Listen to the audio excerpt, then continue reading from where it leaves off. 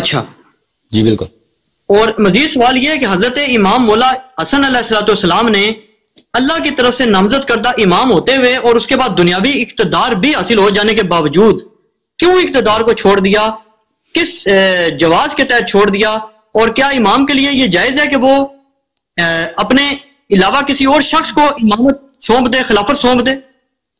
جی میں اس کا جواب عرض کرتا ہوں آپ کی خدمت میں. یہ بحث کافی، اس کی تفصیل بہت ہے، لیکن میں اختصار کے ساتھ آپ کو یہ بتاؤں کہ امیر المؤمنین علیہ السلام کی خلافت کے آخری ایام میں اکثر لوگ ان کو چھوڑ چکے تھے، کیونکہ امیر المؤمنین علیہ السلام جو فوج کے سردار تھے، جو قبیلے کے سردار تھے، ان کو وہی اتنی ہی مقدار عطا کرتے تھے جو ان کے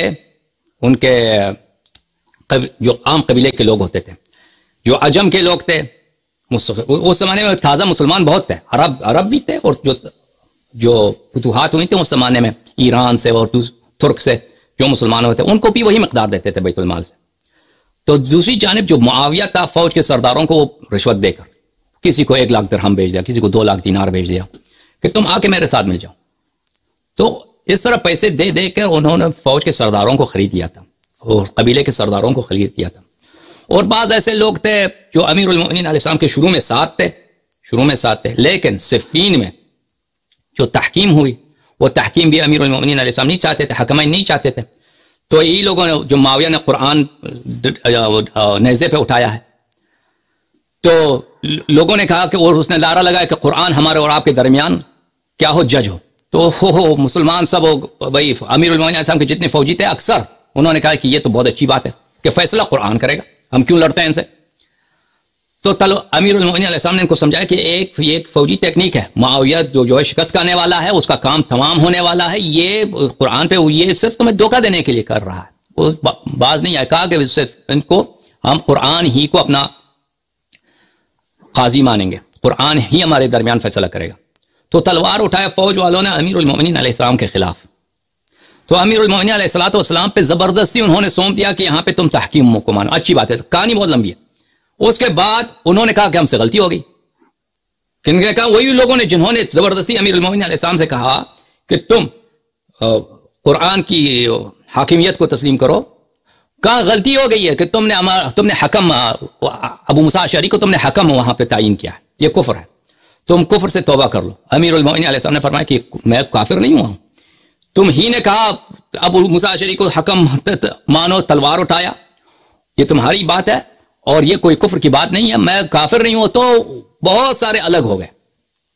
اور پھر امیر المؤمنین علیہ السلام نے ان کے خلاف کوئی کارروائی نہیں کیا، لیکن ان لوگوں نے کیا لوگوں کو مارنا شروع کر دیا.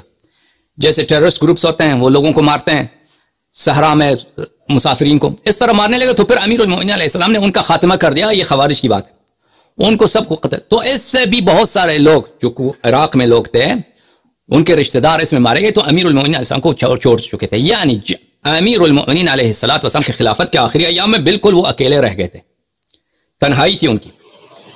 وہ ان کے خطبات موجود ہیں، وہ فوج کو اپنے حکم دیتے ہیں کہ تم جا کر تیاری لے لو تاکہ پھر ہم دوبارہ شام پہ چڑھائی کر دیں، حملہ کر دیں. تو کوئی وہ جانے کے لیے تیار نہیں ہے، کوئی جانے کے لیے تیار نہیں ہے. سب لوگ دیکھ رہے ہیں، کوئی وہ آمادگی نہیں.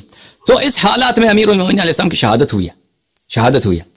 تو امام حسن مجتبی علیہ السلام کو جو حکومت ملی ہے وہ ایک بہت ہی کمزور حکومت. اور اس کے جو فوج ہیں اکثر جو ہیں وہ اس کے سردار بک چکے ہیں، قبائل کے سردار بک چکے ہیں. لوگ جو اشراف ہیں، جو ایلیٹس ہیں، جو اونچے طبقے کے لوگ ہیں، وہ اکثر و بیشتر معاویہ کے ساتھ مل چکے تھے. اور ان کی وہ جو معاہدہ تھا کہ معاویہ کے ساتھ کہ ہم امام حسن مجتبی علیہ السلام کو ان پہ قبضہ کر کے ان کو آپ کے تسلیم کر دیں گے. ان کی اپنی فوج کی یہ تھی، یہ سازش تھی ان کے خلاف. تو اس حالت میں امام حسن مجتبی علیہ السلام کو اگر معاویہ سے وہ لڑتے تو لڑائی کرنے کا کوئی وہ گنجائش نہیں تھی، کیونکہ معاویہ کے پاس لشکر بہت تھا، طاقت بہت تھی، اور امام حسن مجتبی علیہ السلام کو سب لوگ اکیلے چھوڑ چکے تھے.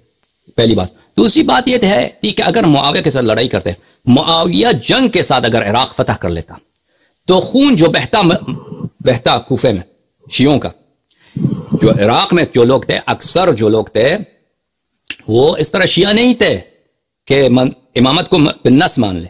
اکثر وہی لوگ تھے جو عمر کے زمانے میں مسلمان ہوئے تھے، ان میں سے کم لوگ تھے جو اصطلاحاً آج کے زمانے میں جس کو ہم شیعہ بولتے ہیں یہ اس لحاظ سے شیعہ ہوں. لیکن معاویہ نے سب کو مارنا تھا، بالخصوص وہ لوگ جو خاص شیعہ تھے امام حسن مجتبی علیہ السلام کا. تو ان سب کی جان کو بچانے کے لیے امام حسن مجتبی علیہ السلام نے یعنی یہ کوئی چارہ کاری نہیں تھا. جس طرح حضرت ابراہیم علیہ السلام نے حکومت نمرود کو چھوڑ دیا اور کہا کہ وَأَعْتَزِلُكُمْ وَمَا تَعْبُدُونَ، میں آپ سے دور ہو کے جا رہا ہوں اور جو آپ کے خدائیں ان کو چھوڑ رہا ہوں. امام حسن مجتبی علیہ السلام نے ظاہری حکومت چھوڑ دی معاویہ کے لیے، اور اس کے سوا کوئی چارہ ہی نہیں تھا. امام حسن مجتبی علیہ السلام یا قتل ہوتے یا ان کو زندہ پکڑ کے ان کی بےزتی کی جاتی، کہ جس طرح رسول پاک صلی اللہ علیہ وآلہ وسلم نے اہل مکہ کو، ابو سفیان کے خاندان کو ان پہ حاوی ہو کر، مسلط ہو کر، ان کو شکست دے کر فرمایا کہ انتم الطلقاء، اسی کی وہ اہل بیت علیہ السلام سے، بنی ہاشم سے اس کا انتقام لیتے، ان کو طلقاء بنا لیتے یا ان کے قتل ہو جاتے. سب شیعوں کے قتل ہو، ان کی جان بچانے کے لیے ضروری تھی. سمجھ میں آ رہی بات آپ کو؟ اور یہ آپ نہ کہیں کہ امام حسین علیہ السلام تو لڑے، انہوں نے قیام کیا. امام حسین علیہ السلام نے بھی صلح کی بہت کوشش کی. امام حسین علیہ السلام نے بہت کوشش کی کہ لڑائی نہ ہو. وہ تو تاریخ میں موجود ہے کہ انہوں نے کہا کہ مجھے واپس جانے دو جہاں سے میں آیا ہوں، انہوں نے جانے نہیں دیا.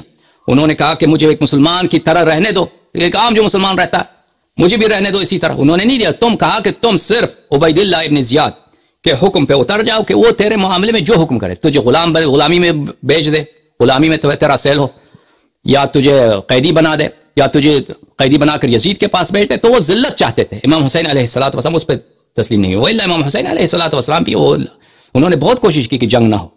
اور جناب فرمائیے.